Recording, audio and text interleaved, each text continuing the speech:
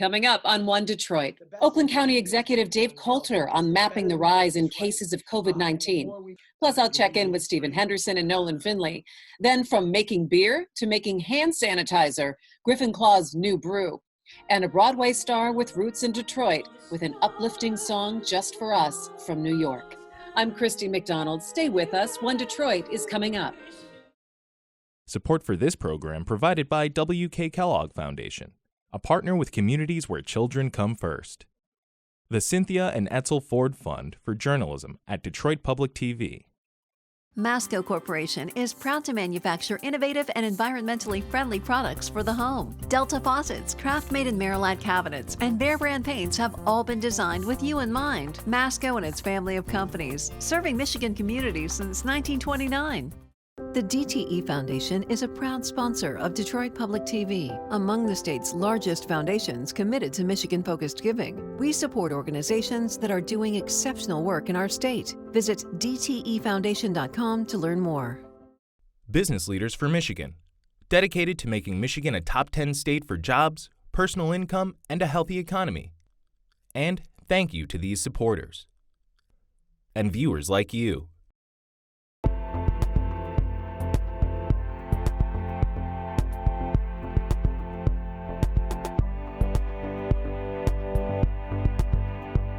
Hi there, and welcome to One Detroit. I'm Christy McDonald. I hope you've had a good week and that you are staying healthy. We are all now living under extended emergency orders by the state till the end of the month. Here at Detroit Public Television, the One Detroit team is doing daily interviews and posting new information at onedetroitpbs.org. So check us out there and also follow us on social media. We'll have all the new information for you each and every single day. But coming up, we do have a full show for you. I spoke with Oakland County Executive Dave Coulter, and he fills us in on what's happening around the county. Also coming up, I'm going to catch up with Nolan Finley of the Detroit News and Stephen Henderson of American Black Journal. Then a little bit later on in the show, Tanya Allen from the Skillman Foundation gives us an idea of what nonprofits are doing to help out Detroit Public Schools in their new efforts of online learning. Also coming up, the guys at Griffin Claw are brewing up hand sanitizer in addition to their beer. You won't want to miss that story. And then we will end on a high note. Broadway actress and Detroit girl Alexandra Silber checks in from New York City, and she gives us a special performance and some music to soothe the soul. With me now is Oakland County Executive Dave Coulter. Dave, it's good to see you. Always great to see you. Thanks for having me on. Obviously, Oakland County is one of the counties that has been hit hard by COVID-19. Give us a sense from your perspective of how things are going. You know, the numbers don't look good. We've been hit hard, one of the hardest hit counties in the country, really. We're close to 4,000 positives, over 200 deaths so far. And those aren't just statistics to me. Those are individuals and people and families who have been affected. So it's been really challenging from that perspective. On the other hand, it's been really heartening to see how our public health office, our law enforcement people, our staff, and our county and the people here have really responded and pitched in and have done a pretty amazing job. And we'll see in a couple of weeks how well our stay-at-home and social distancing policies have worked. But they feel like they're working really well. It feels like everybody's taking this very seriously, as they should. You now have a mapping system in Oakland County. You can go on and see where the most cases are, or where they have been. We've had a dashboard on our website for a number of weeks. We recently added the map that can break it down by zip codes, which is helpful. But the reality is that the virus is in every community in Oakland County. And so even in communities where we're testing or we're showing higher positives, we don't know exactly why that is. It could just be that more people got tested there, or they had better access to healthcare. So we're going on the assumption from a public health perspective that the entire county has this virus in its midst, and we have to be really vigilant everywhere. Let's talk a little bit about the field hospital that's going to be going up at the Suburban Showplace in Novi. How is that going to be staffed, and what's the timeline there? Yeah, super excited about that. For me personally, if there's been one bright spot in the last week, it's been the fact that we've been able to bring everybody together around opening a field hospital at Suburban Showplace. This is going to reduce capacity on our hospital systems, which we know are just going to magnify in the next couple of weeks. The timing is they need a couple of weeks to put these up. So right now it looks like April 20th will be when the construction is done. The construction is happening now, and I have to give a shout out to a lot of the labor unions, the building trades, who have all volunteered their time to go in and help make this happen so quickly. But yeah, the big issue was going to be, all right, the FEMA and the state can build a field hospital, but who runs it? And so we needed a health system partner, and I'm really excited that just recently Ascension, Michigan has stepped up to take the lead. They can't do it by themselves, but they'll take the lead in helping manage the staffing. One of the big issues is all our health systems are slammed and they don't have spare staff. So we're going to have to figure out, working with the state, working with FEMA, working with private partners, how we get this staff. But Ascension, Michigan is going to take the lead on that. By the way, so April 20th is when construction's done. I'm told it can be up to about another 5 days before we're ready to actually see patients. So we're looking at somewhere the last week of April or so, April 25th, before we can start putting patients in that field hospital. Let's talk a little bit about business, Dave. And what are some of the small business owners talking to you about their concerns about getting back up and running, and their concerns with unemployment right now across the county? It's a huge concern. We started a $3 million emergency fund for our small businesses, especially if you think of restaurants and things like that. Not only did their revenue just immediately cease, but all of their employees' revenues, and it's devastating for small businesses, but medium and large businesses as well. So we have an emergency fund that we established, but we're also working really closely with the unemployment folks in Lansing. We have 6 Michigan Works offices throughout Oakland County. And I keep telling folks here that are trying to apply for those benefits, it takes longer than usual. They're getting slammed, but keep trying, because those benefits are coming. And in fact, thanks to the stimulus from Washington, additional funds are coming. Hopefully this will be a short-term thing. So there's going to be this huge, almost economic pandemic that's going to follow the health one. But for now, the best thing we can do is focus on the health, because the better we get this right, and the more we bring the curve down, the less economic impact we're going to have. Joining me now, Nolan Finley from the Detroit News, Stephen Henderson from American Black Journal. It's great to see you guys. How's the week been? Nolan, let me start with you. Well, every day is the same. It's hard. You get up in the morning, it's hard to remember whether it's Tuesday, Wednesday, or Thursday. This thing keeps rolling along, and the novelty of it is starting to wear thin, and the terrible consequences of it starting to hit home, I think, for everybody. Yeah, and the news is still constantly changing, and the pace of it is not slowing down, which I think is really hard sometimes to keep up with it. Stephen, from your vantage point, how's the week been? It's been pretty dark. You get used to waking up each morning to check social media to find out who else is sick, or who else maybe has died that you didn't even know was sick. That becomes part of your just sort of everyday ritual. Here in the city where we're getting the worst of this, we're still very much on the bad side of the curve. Things continue to snowball, and the losses that are mounting are just really hard to fathom or to shoulder. I mean, it's not anything any of us, I think, could have imagined would ever happen in our lifetimes, and yet here we are in week 3 of this devastating pandemic. And the one thing I really see is the grieving process is so difficult, because we can't celebrate at a funeral the lives of people that we're losing, and we can only connect through social media, which has been good in so many ways, but it's still really difficult. Yeah, I mean, when we get to the other side of this and we're all out in the world together again, there's just going to be a lot of people who aren't there, and we won't have had the normal kinds of traditional ways of marking those absences, of marking those departures. It'll be really strange when the world is back together again, how we kind of process the fact that there's just going to be a lot of people who aren't there.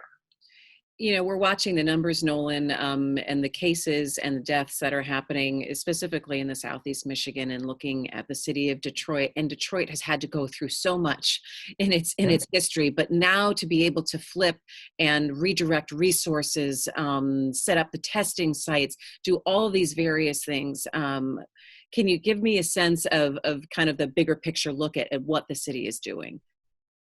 Well, I mean, I think the city is really doing remarkably, but this, I mean, it's hard to keep up with the pace at which these cases are multiplying in Detroit. Now, if the experiences of other places are a guide, it will eventually peak and start to come down, and the number of new cases and the number of daily deaths will start to decline. But I feel like we're a long way from that. In the meantime, I mean, the resources of the city just stretched to its limit. It wasn't a city that had a huge buffer in terms of financial resources. And man, I don't know how they how they deal with this, how they come out of this, and maintain city services. Stephen, you say cuts are coming. Yeah, I mean, it's just a few days now, I think, before we hear about the ways they're going to have to pare back existing city services to try to make sure that they can put resources toward dealing with the pandemic. I mean, if you think of all the things that are happening in the city that are just extraordinary, things that city government would never have contemplated having to do, but that they're having to do, all of it costs money. And if you think of the overwhelming nature of this, the morgue, for instance, is filling up. And they're going to have refrigerator trucks hold bodies for a certain amount of time. We've got this field hospital being built at TCF, formerly Cobo. You've got these massive testing sites where people can go and find out if they're sick. All of that is just overwhelming the capacity of a government that was just getting up off its knees after the bankruptcy and trying to prepare for future financial challenges. There's no way to do this without a lot of sacrifice coming soon. All right, Nolan, take me looking a little forward this week. I mean, we're seeing the unemployment numbers skyrocket, but what are you going to be watching for in this next week?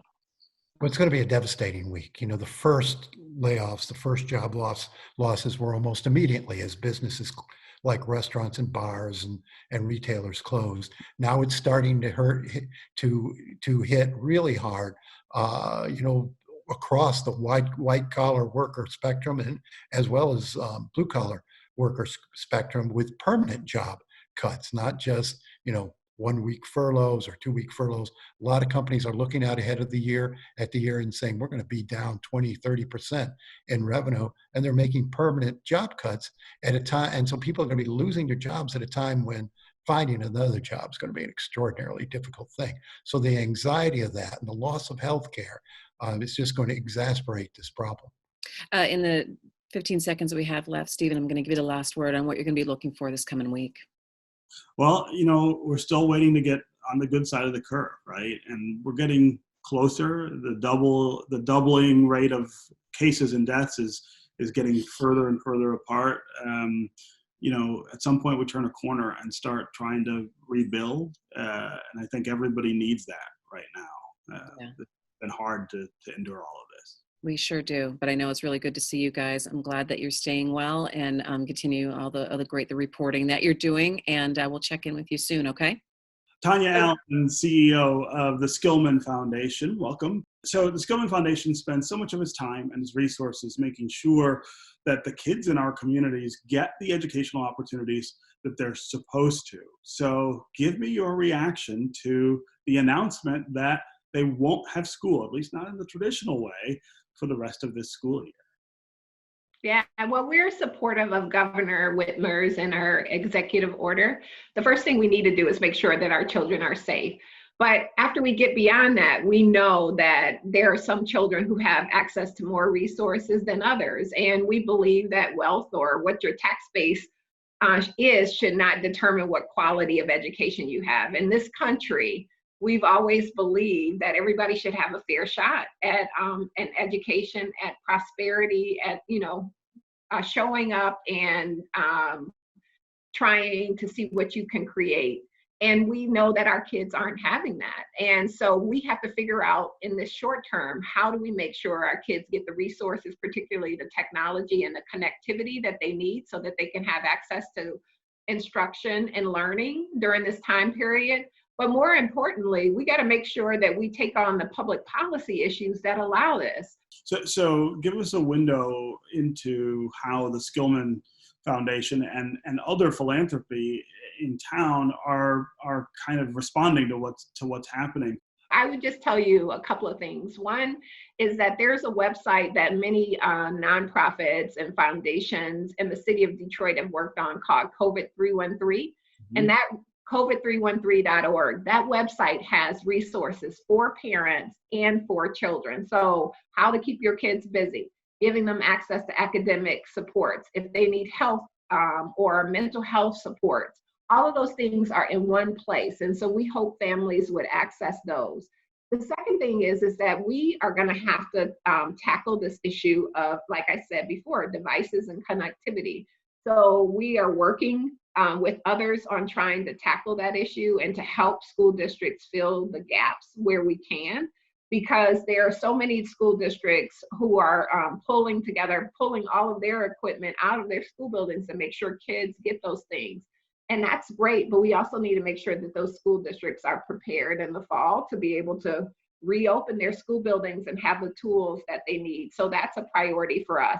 And then the last thing that I would share, well, two last things I would share. One is high school seniors. We need to make sure that high school seniors don't think that this is the end. They still have lots of things to do to prepare for college or to prepare for trade school or work. So on our website at www.skillman.org, there is a blog there that talks about, a Q&A that talks about what do seniors need to do and what do their parents need to do.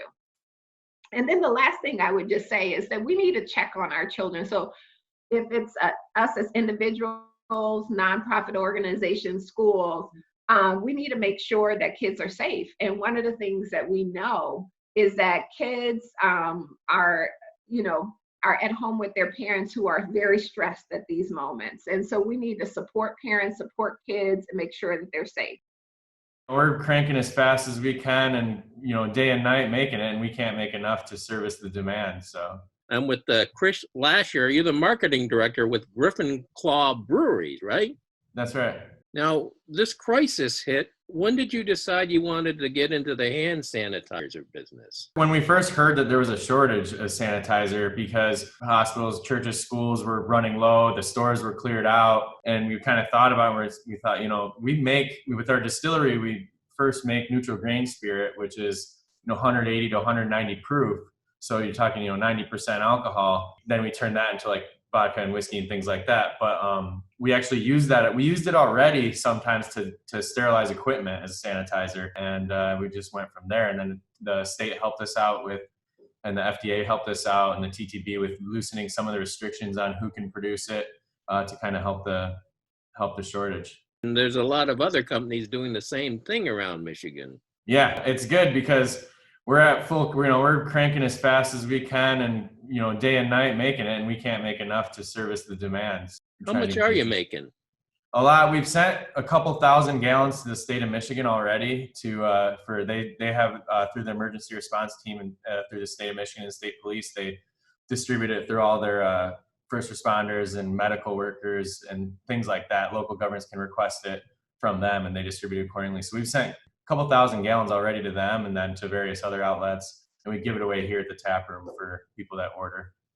Well, how does that work? Is it a little bonus you get when you order something to drink, huh? That's right. So we, our tap room dine-in is obviously shut down. So we still have our carryout going as curbside. So it's almost no touch.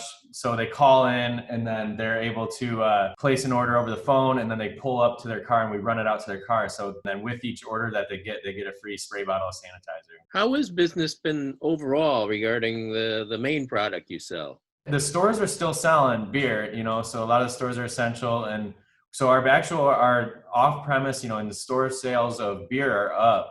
Our draft beer we're not making really anymore because all the restaurants are shut down. But as far as packaged beer, that's doing okay. And then we're doing a lot out of here with beer and food out of our own tap room. Have you been able to keep everybody working, or did you have to let some folks go? Everybody's been working. The tap room, bar staff and things like that aren't working just because our tap room's not open, but we haven't laid off anyone else. But what we did do is all of the tips, we accept gratuities during the carryout, and people have been very generous. We were able to raise a decent amount of money, and all of that goes to our tap room staff that's out of work right now. Well, it's kind of interesting, you see your brand on something else besides your main product. You start thinking maybe there's some other things you can do with your distillery to make some other money.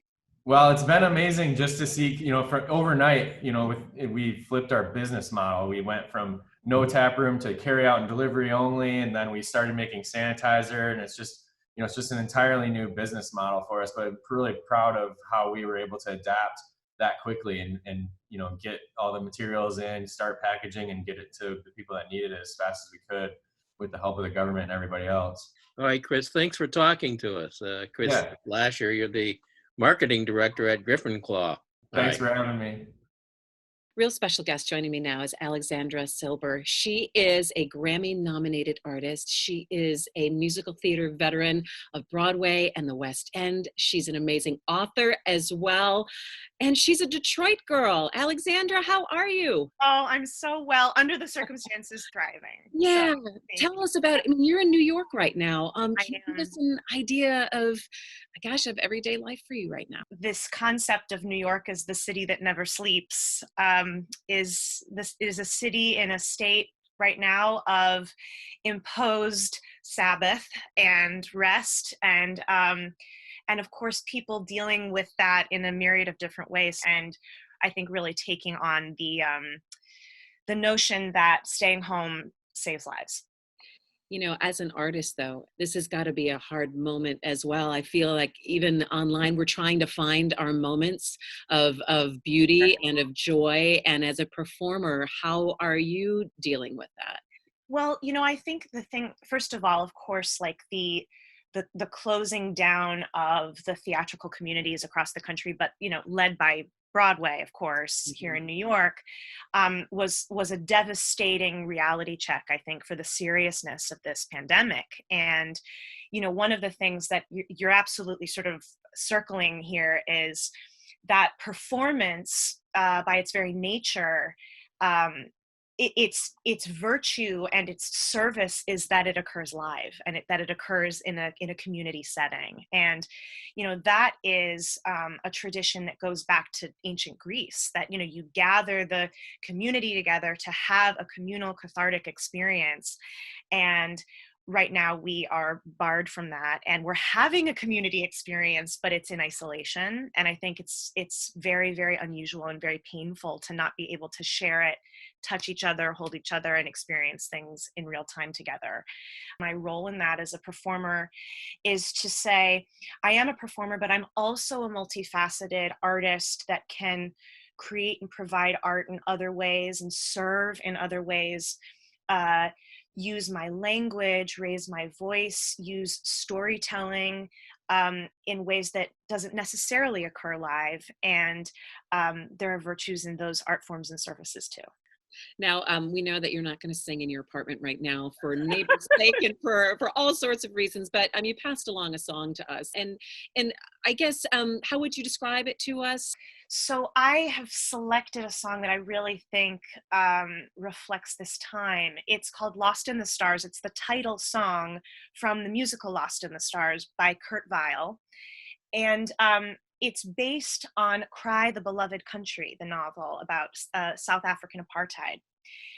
The song is sung by an African priest when he is at his absolute lowest moment. He's reflecting on his faith, he's reflecting on his place in the universe, and he's just looking up at the stars and wondering what comes next. And in his exploration and in his doubt finds a kernel of faith. And I just feel like the song really reflects where we are right now, and hopefully in dark moments for anyone will provide a little bit of light.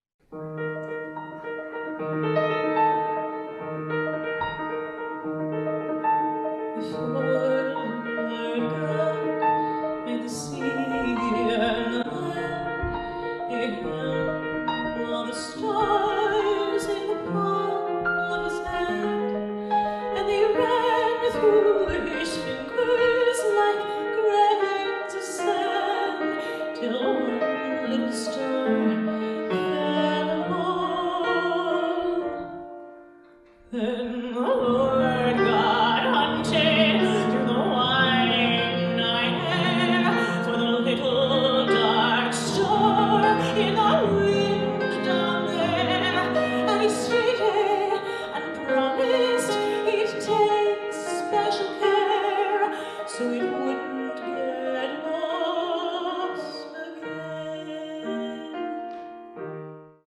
My thanks to Alexandra, and you can see my entire conversation with her. She talks about getting kids involved in the arts. It really was a bright spot this week to be able to speak with her. You can see it at onedetroitpbs.org, along with all of the daily interviews that we're doing and the latest information on COVID-19 and how it's impacting our area. That's going to do it for One Detroit. Thanks for joining me. Stay healthy, be well, and I'll see you next week.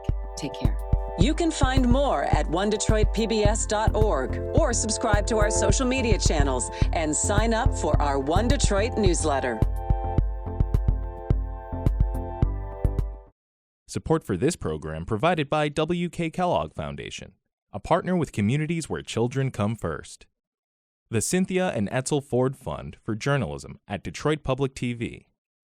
Masco Corporation is proud to manufacture innovative and environmentally friendly products for the home. Delta faucets, craft-made in Merillat cabinets, and Behr brand paints have all been designed with you in mind. Masco and its family of companies, serving Michigan communities since 1929.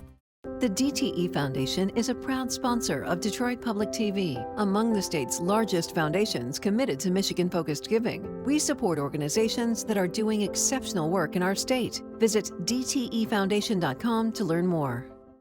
Business Leaders for Michigan, dedicated to making Michigan a top 10 state for jobs, personal income, and a healthy economy.